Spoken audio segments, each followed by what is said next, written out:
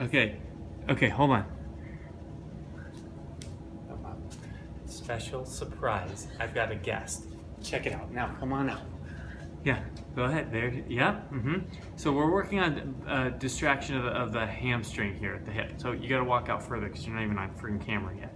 Keep coming. So I want as much distraction as we can get. And the problem is that people don't distract enough, and meaning they don't put enough load on that hip. So now, once you've got that distracted, put your right foot just a little bit in front. Your right foot a little bit in front of your left.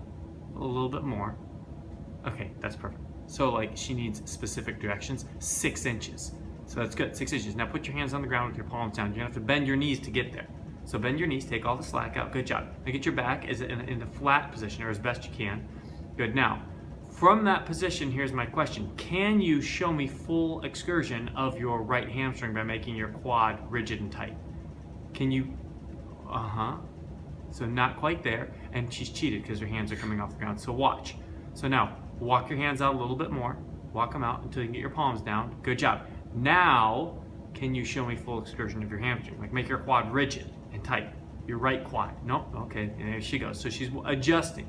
Keep going. Oh man, but this hurts. Yep, that's okay, rigid and tight. So now, bend, bend, and you're gonna do it 20 times. Bend and extend. Oh.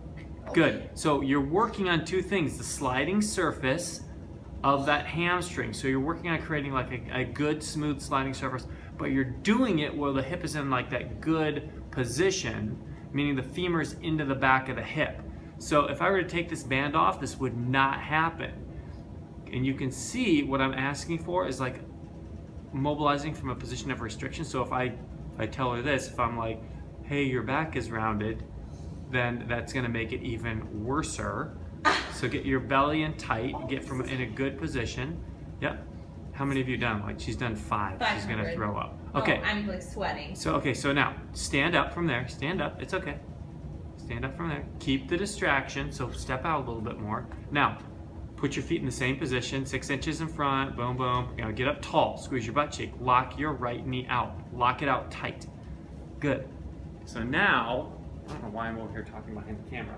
Now, make this is rigid. That's not rigid there. Now, from that position, okay, get up tall. Okay, and now press your hip back. And you're gonna work on the other end of this, yep. Don't just lean forward, press your hip back. Good. Yep, now do you feel the same stretch there? A little different position probably, don't let your back round. Yep, there you go, and then come back up. Just like you worked on the sliding surface at the knee, work on the sliding surface up higher at the hip. Good, and now, but don't let the back round. There you go, stand up. Belly tight, butt cheek squeeze, press the hip back. And now I want you to start to press into the corners. So like you can send the hips, there you go, this way. Good, come back up, back down. Always like hunting around, searching until you find the place that's tight. And then I want you to go up, down, up, down, up, down. So you have one place that's tight. Is it right there? Is it right there? What's supposed to be tight? Like you should feel your high hamstring, like up high. No. Can you go, okay, so you're gonna have to go lower. Do you feel it there?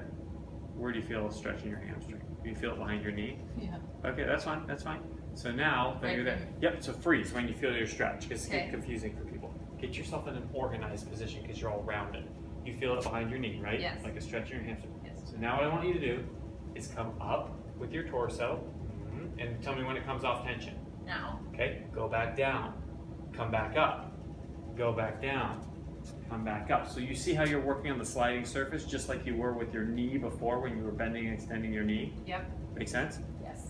Okay, those are the 2 things we're spending time working on. Thanks, Kristen.